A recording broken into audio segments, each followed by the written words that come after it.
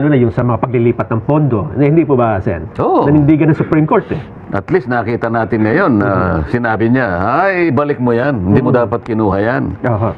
60 billion yata 60 yun. billion. Tsaka PhilHealth. Oo. Oo, labag din O, sa pagkatapos charter ng PhilHealth. yung PDIC. PDIC, mas malaki Oo. yata yun. Opo. Malaki pa.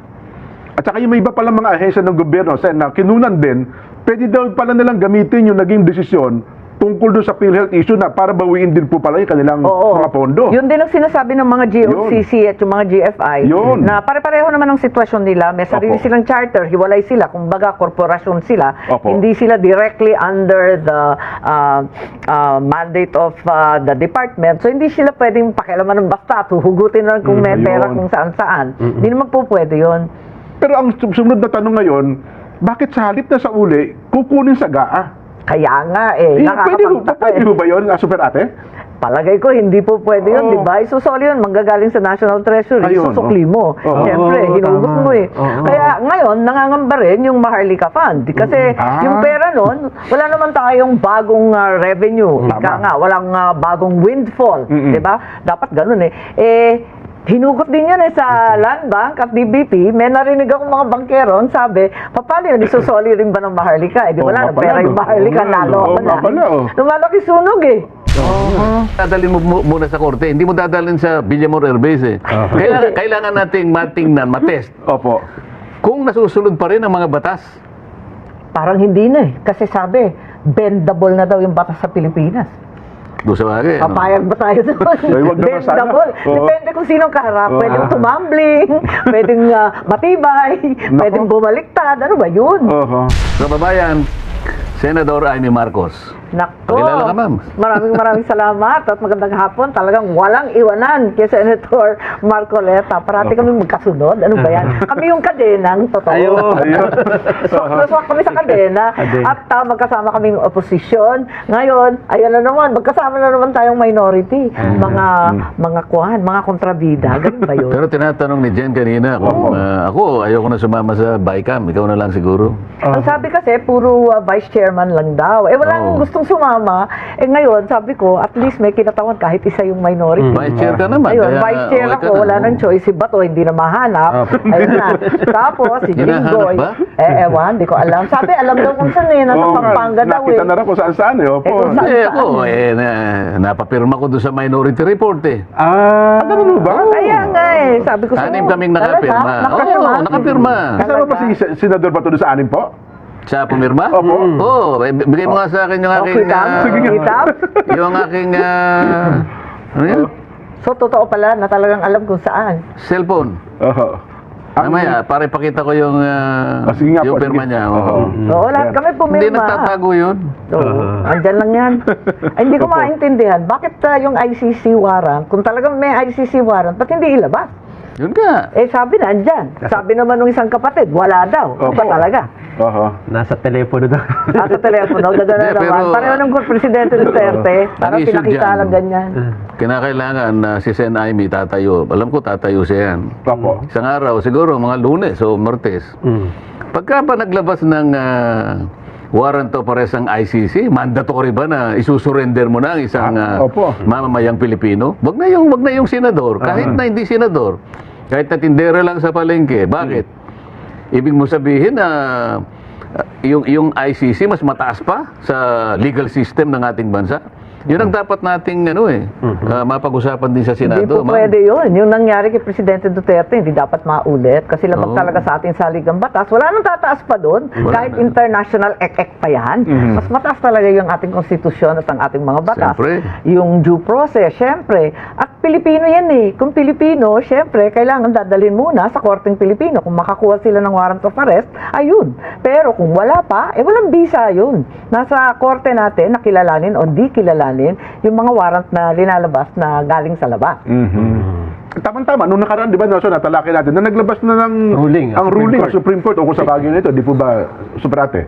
Yes, ang sabi naman na wala pang issue, wala pang injured party, wala pang maski ano. Kaya dinismiss yung kay Bato. Yun ang intindi ko eh. Aha. Kasi premature eh. Wala Premature pa daw. namang, wala pa nahuli. Wala pang question yung nahuli. yung Oo. Wala tinitiar pang ko. maipakita Opo. yung ICC. Dapat may mahuli na halimbawa, may nahuling butiki halimbawa. Para meron ng actual case. Actual Wala controversy. pang Doon kaso natin eh. matetes kung talagang kakasa ang Supreme Court. Kasi kung ako yung Chief Justice ng Supreme Court, Opo. teka muna. Aha. Bakit? Mas mataas ba yung legal system o yung Ng ibang bansa, ng ibang bansa kaysa sa atin? Oho. Hindi naman ako papayag sa ganyan kasi meron tayong saligang batas, sasabihin niya. Opo. No person shall be deprived of life, liberty, or property without due process of law. Bigla mong isasakay na naman sa kung anong nangyari. Sabi nga ni Sen. Aimee, Uulitin ba yan? uulitin mo na naman yun. Oho. Samantala kung tutuntunin mo mismo, yung mismong provision ng Rome Statute, kung sino man, halimbawa talagang nakapag-issue na ng warrant of arrest, Opo. makikialam pa rin yung yung judicial authority ng domestic court kasi para masino mo kung talaga yung sinabina, yun ang taong yun. Ayun, At opo. kung halimbawa yung kanyang karapatan ay naproteksyonan. Opo. Kaya dadalhin mo muna sa korte, hindi mo dadalhin sa Villamor Airbase eh. Kailangan nating matingnan, matest Opo. kung nasusunod pa rin ang mga batas. Parang hindi na eh. Kasi sabi, bendable na daw yung batas sa Pilipinas. Doon sa bagay. ano? Papayag ba tayo doon? Ay, wag naman sana. Bendable. Oo. Depende kung sinong kaharap. Pwedeng tumambling, pwedeng matibay, pwedeng bumaliktad. Ano ba yun? Oho. Hindi po pwedeng hindi pwedeng baluktutin. Wala Hindi po. tama yun Doon mo talaga. makikita ngayon kung papayag ang Korte Suprema. So, purbahan mong baluktutin ngayon. Oo. Eh mukhang sa mga nakaraan na madaming kasong naisampa sa Supreme Court, mukhang matibay at matatag ang paninindigan ng Supreme Court na dapat susundin ang itinatadhana ng saligang batas. Lalong-lalo na yung sa mga paglilipat ng pondo. Hindi po ba, Sen? Oo. Nanindigan ng Supreme Court eh. At least nakita natin ngayon na sinabi niya, ay, balik mo yan. Hindi mo dapat kinuha yan. Aha. 60 billion yata 50 yun. billion. Tsaka PhilHealth. Oo. Oo, labag din O, sa pagkatapos charter ng PhilHealth. yung PDIC. PDIC, PDIC. malaki na tayo. Opo. Malaki pa. At saka yung may iba palang mga ahensya ng gobyerno na kinunan din, pwede daw pala nilang gamitin yung naging desisyon tungkol doon sa PhilHealth issue na para bawiin din po pala yung kanilang Oo. mga pondo. Yun din ang sinasabi ng mga GOCC at yung mga GFI Yun. na pare-pareho naman ang sitwasyon nila. May sarili Opo. silang charter, hiwalay sila. Kumbaga, korporasyon sila. Opo. Hindi sila directly under the mandate of the department. So, hindi sila pwedeng pakialaman ng basta at huhugutin lang kung may ayun. pera kung saan-saan. Hindi naman po pwede yun. Pero ang sumunod na tanong ngayon, bakit sa halip na sa uli, kukunin sa GAA? Kaya nga eh, Pwede ho ba yun, Super Ate? Palagay ko, hindi po pwede yun, Oo. di ba? Isusoli yun, manggagaling sa National Treasury, Ayun, isusukli mo. Oo. Siyempre, Oo, hinugot tama. mo eh. Oo. Kaya ngayon, nangangamba rin yung Maharlika Fund. Kasi Ah. yung pera nun, wala naman tayong bagong revenue. Tama. Ika nga, walang bagong windfall. Mm-mm. Di ba? Dapat ganun eh. Hinugot din yan sa Land Bank at DBP. May narinig akong mga bangkeron, sabi, paano yun, isusoli rin ba ng Maharlika? Eh, di Oo wala nga na, pala, pera no? yung Maharlika, Oo nga, nalo oo ako nga na. pala, oh. Lumalaki sunog eh. Laki nga ng problema nun. Kasi kung kukunin natin at papasok sa GAA, di parang ang dating nun, na double whammy mo yung tao, Yeah. di ba? 2 beses mo kinunan eh. Oo, kasi kung... Parang ang mangyayari, kakalimutan na yon. Oo nga. Kukunin Ano na lamang yung pangbayad doon sa GAA. Opo. Mali yun, mali yun. Yun. Kaya naitanong ko Bulong-bulong nga nga yung tungkol eh. sa Maharlika na yan eh. Opo. Tinanong ko, sapagkat 2 taon na nakararaan, saan mo ininvest? Oo. Kumita Yan. na ba? Walang report eh. Oho. Ano po kasi, Ang sabi kumita daw. Pero, nung kinocompute namin, kumita doon sa interest ng pera na kinuha doon sa Land Bank sa DBP. Yun lang yun. Pero wala pang investment Hindi po. pa- hindi pa Kailangan sa- ito eh. kung doon niya kinita Kinocompute ko lamang, hindi. kung doon niya lamang kinita, lugi pa rin. Bakit ka mo? Correct. Magkano yung sweldo nung CEO Ng mga opisyal, yes po, lalaki ng sweldo naman ngayon. Yung CEO, 2 milyon isang buwan. Oho. Isipin nyo. 24 years, 24 years. 2 years na eh. 24 months na po. 24 million na yung sweldo pa lang niya. Sweldo pa lang yan. Paano pa yung ibang mga mga empleyado At kung doon. balikan natin, Oo. yung mandato ng Land Bank, hindi ba para sa farmers yun, sa agrikultura, sa pag-develop ng Development lupa? fund yun eh. Yun ang tinatanong yung ko isa eh. naman, development fund, saan ba nag-develop? Nag-develop ng malaking sweldo, aray ko po. Yun. Nako. Ay, nako. Kaya nabanggit niyo, Super Ate, yung lumalaking sunog. Hindi ba itong 4 na priority bills ay pamatay sunog? O wala namang, parang sincero na naman doon? Ko alam, hindi ko maintindihan yung mga congressman nung nag-meeting tayo sa Commission on Appointments, abalang-abala. Apo. Tanong ng tanong sa akin, seryoso ba yan? Seryoso ba yan? Abala yung mga congressman doon sa anti-dynasty. Anti-dynasty, Sabi ko, ang totoo, nakapag-hearing ako, noon chairman ako, matagal akong chairman ng electoral reform. Nag-hearing kami dyan sa anti-dynasty. Ang totoo, hindi yan ang first time na magkakaroon tayo ng anti-dynasty provision. Kung maalala ninyo, sa SK, sa Sangguniang Kabataan, Opo. meron ng provision na hindi pwedeng kamag-anak, hindi pwedeng anak, hindi pwedeng yung asawa or apo, at kinakailangan pamangkin, di ba, third or fourth consanguinity or affinity dun sa SK law. Pero sa kagalingan ng Pilipino, nalulusutan pa rin. Kaya nauuwi sa definisyon mag-re-resign yung tatay na kapitan, halimbawa, Aha. pagkatapos yung asawa ang tatakbong kapitan at yung anak ang tatakbong SK. O dinalusutan One na at a naman. time lang. Ayun, so pareho silang hindi incumbent. Lusot na naman yun. Maraming ganyan sa maliliit na barangay, sa amin, sa mga liblib, sa tuktok ng bundok. Wala namang kamag-anak, walang hindi kamag-anak sa mga barangay na mga Yes. 500, 600 lang katao, lahat sila magpipinsan. Aha. So hindi naman mabuo yung barangay, yung sinasabing konseho ng SK. Hindi mabuo kasi lahat naman sila magkakamag-anak. Tama. So, marami talagang problema yung Dynasty Bill. Kahit gustong-gusto natin maisatupad, ang realidad, ilan ba yung Dynasty? 67% daw ng Kongreso, tama ba? 72 yata. Mas malala. Pagkatapos, Sa Senado yata, mas mataas. Marami, sa Senado, 4 ang magkakapatid. Opo. So, yun. 4 po, di ba? 4 na 4. pare. Opo. Oo. Bilyar at Adbilyar, Cayetano, Cayetano. Tulfo, at saka Estrada. Oh, there we go. Ayun. Oho. Ako hindi ako naniniwalang may Makakalusot papasayan. kaya sa Kongreso? Hindi ako naniniwala kasi isa ako sa mga naunang mga members ng House of Representatives na nag-file ng anti-dynasty bill. Anti-dynasty. Kung hindi ako nagkakamali, 14 Congress naipile na o Nag-file. 15 Congress. Oho. Alam mo, ang sa Nangyari. frustrations, hindi na agenda sa Hindi committee. yata na kalendaryo, Yun di ba? nga. Oo. Nung- Isipin mo yung kailangan lang in-agenda- makalendaryo man lang, mapag-usapan man lang. Tama. Wala. Alam po ninyo, nung kinalendaryo ko, ang daming nagalit sa akin. Oo, Ako yan. lang yata nag-hearing. Ah, ganun Dalawang po ba? beses ako nag-hearing. Yung ikalawang hearing, wala nang nang- sumipot. Tapos hindi na nakikiusap sa akin. Galit. Paano Naku. ba ito? Ako tinanong ko lang yung COMSEC. Sabi ko, COMSEC medyo nagtagal yung nga. yung anti-dynasty ko matagal na ito eh. 8 months na ako. Binibilang ko eh. Kausapin niyo po si chairman. Sabi. Bakit naman ka? Di ba ikaw dapat ang nag-ano niyan? Hindi ba kinakailangan bang ano eh? Di ba basta kausapin niyo si chairman. Pagkausap ko kay chairman, kausapin mo si speaker. Sabi ko, ibang Ibang klase, no? klase. Pati i-agenda nyo lang, pati si speaker pa, guguluhin pa natin. Nakita ko ngayon. Sabi ko talagang walang mangyayari. Wala sigurong, siguro, nung panahon na yun, siguro ako lang siguro ang nakakaisip na dapat isa katuparan natin yung sinasabi na saligang batas. Opo. Kasi nandun eh. Andun. Sa saligang batas. Kaya naisip ko, para magkaroon ng bisayan at hindi na magtalo-talo. Kasi, totoo yung sinasabi ni Sen. Aimee, wala siguro ngayon sa panahon natin ang magle-legislate ng isang batas na labag sa kanilang interes. O lalaban sa kanilang interes. Para natin magawa yung anti-dynasty law na yan, kung sakasakali, magkakaroon tayo ng pagkakataon na maamyenda ang Constitution. Yung bahagi ng provision na yun tungkol sa yung dynasty, aalisin mo lamang yung phrase na as may be defined by law. By law. Opo. Ibig sabihin, halimbawa nakalagay, to prohibit political dynasty. Opo. Ang nakalagay kasi ngayon, as may be defined by law. Ayun. Pag Habang tinanggal mo walang yung batas, as may be oo. defined by law, period na yon. Ang magiging epekto ng provision na yon, self-executory siya.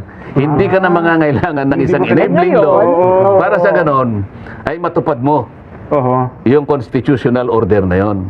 Tatanggalin mo lang.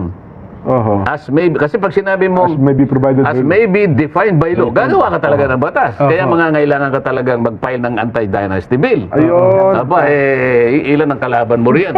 70% dito ang kalaban mo.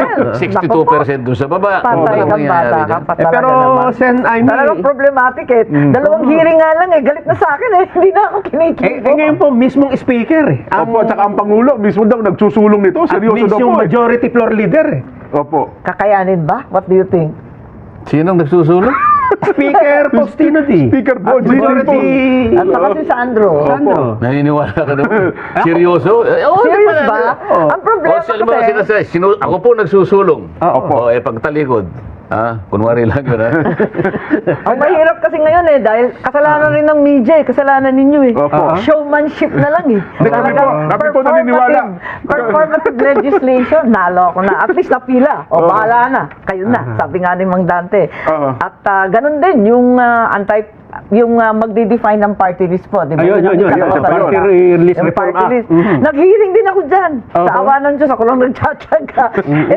Sa dalawang hearing, yung unang hearing, may dumating pa, nagpadala yung mga party list ng ilang abogado nila. Meron silang mga opo. kinatawan. Yung ikalawa, naku, talagang nagwelga na. Hindi na sumipot, maski isa. Pambira talaga. Kaya, ewan ko ba, paano ba? Pero bilang Paano isa pa po sa bubuo yan? San Dante, doon sa part ng party list, ano bang mga dapat itama doon sa batas natin may kinalaman sa party list? Ang isa sa dapat itama dyan, Opo. kapag wala siyang malinaw na sektor na re-representahan, Ayun, oo. huwag mong papayagan. Oho. Ang problema po kasi dahil sa kaso ng Korte Suprema, kahit non-member ka doon sa Marginal Sector Association na yun, lusot, pasok Pwede ka. ka. Oo. Kaya, ewan ko, yun na nangyayari. Kanya-kanyang party list. Pero hanapan mo pa rin ng hanapan mo pa rin ng sektor. O may sector sila, Katulad halimbawa, pero hindi sila member. hindi ko nababanggitin yung pangalan. Opo. Sige, banggitin na ninyo. Pero nasa Alam isang naman natin block, lahat. Opo. Sabi ko, anong sektor ka naman? Kasi kung hindi mo maituturo, kasi ako, urban poor. Oo. Opo. O itong isa ka ako, senior citizen. Yan, opo. Ito si mangingisda. Ayan. Ikaw ano ka? Lahat daw ano niya. Lahat. Edi laki ng advantage mo pagkabutuhan ako. ang boboto lang sa akin halimbawa, Urban yung poor. kinikilala sa urban poor na Yes po. tagapagtanggol. Ito naman ang boboto lang sa kanya, senior Senior citizen. citizen, Ito oh. mangingisda, ito farmer. Opo. Ikaw anong ano mo? Lahat kanya. Pagka naman tinignan mo yung pangalan ng ano niya, talagang hindi mo malaman kung ibig sabihin ng pangalan ng ano. Oo. O halimbawa sinabi mo akba. Hindi ko Ayan nababanggitin na, eh. talaga naman. Ano nga, Estado natin sa pangalan na. Akba. Kayo talaga. Ano ba talaga ang sektor mo? Hindi, kanya lahat eh. Ano ko eh. Sakop lang. Sakop. Kung pwede ba yung lahat sakop mo? Walang sinasabing ganon. Ang mismong saligang batas nagsabi, labor, kanya, Yeah. urban Opo. poor, sinasabi Marginal eh. sectors dapat Opo. eh. Marginalized nga eh. Mhm. Dalawang operative boards ang kailangan, sabi niya. Underrepresented, Yan. marginalized. Marginalized. Oo. Kayo, marginalized ka ba?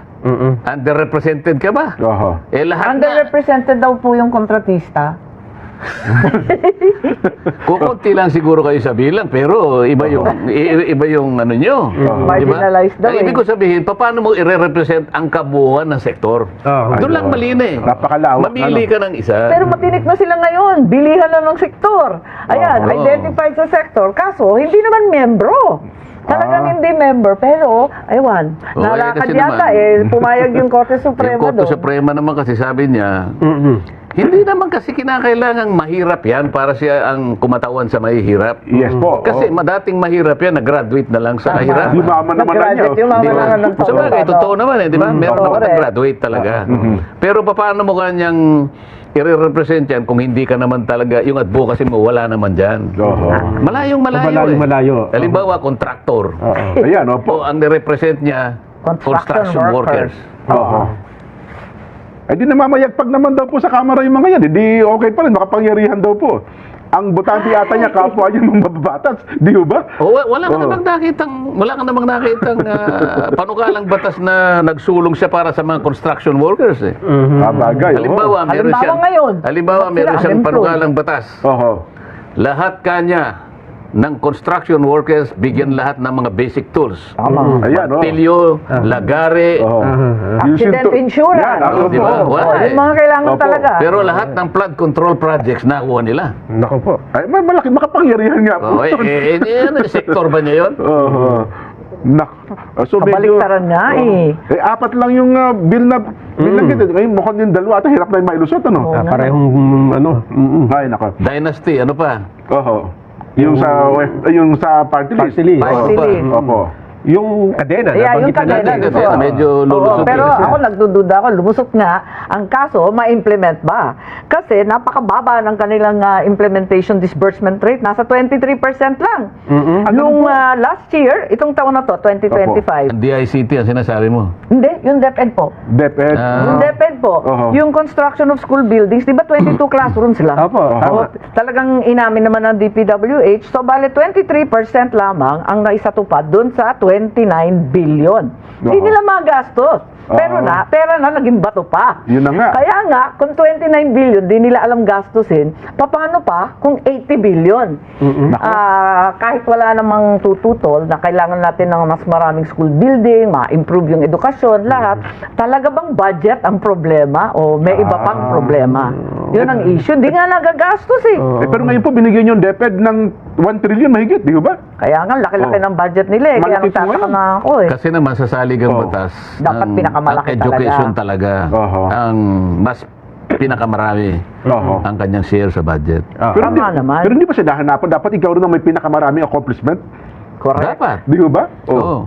Ikaw ang pinakamaraming budget, kaya dapat yung budget na yan, Oho. nagamit mo sa paraan Yan, na na-utilize ikaw pa mo rin na- ang mas maraming... Paano yung 22 classrooms? Pinakamagandang accomplishment ba yan? Ako po, ano ba yan? Nabigla pa si Secretary ata nung nireport. 22 lang ba talaga ito? Nagulat talaga. Ang totoo, Opo. yung mga classroom na yan, yung huling massive school building program, hindi ko naman pinagmamayabang, fact naman to, sa ilalim ng ama ko, yung first term niya, opo. yung kung maaalala pa ninyo, naaabutan naman natin yan, Nelson at Martin Dante. Yung Yung mga Marcos Marcos type type. prefab schools. Oo, Ayun.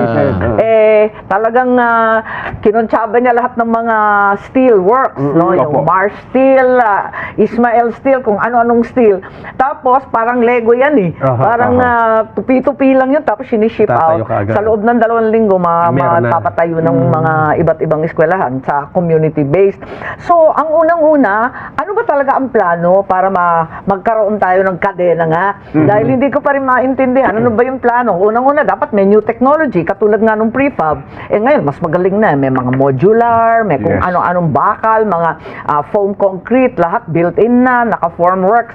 Ang dami-daming technology, alin ba dyan? Pagkatapos yun, noon, ano ba talaga yung priority? Kasi sabi nila, LGU na lang bahala. Siyempre, lahat ng mayor, pipila dyan. There are many issues na parang nagugulan ako, pati yung teacher. Kasi ang Opo. sekreto ng quality education, alam naman natin, teacher. Ay, yes po. Oho. Diyan talaga umiikot ang quality education kahit saan sa mundo. Totoo. At kahit anong ganda ng school building mo, kung yung teacher mo, underpaid, underqualified, overworked, naku talaga naman. Paano tayo aahon nito? Oho. Ang isa pang last na napag-usapan natin para maubos natin yung 4, ano? Opo. Yung Independent People's Commission Act. Uy, nalito talaga ako dyan. yung Manong Dante, paano ba yun? Nung una, sabi ni Babe Singson, nung umalis siya ng ICI, Apo. bigyan daw ng ngipin at budget at Yes. sariling tauhan ang ICI. Tapos, si Secretary Ombudsman Remulla yata nagsabi na 2 buwan na lang yan. Yeah. Kasi kakaso na yan, i-charge na ng Ombudsman.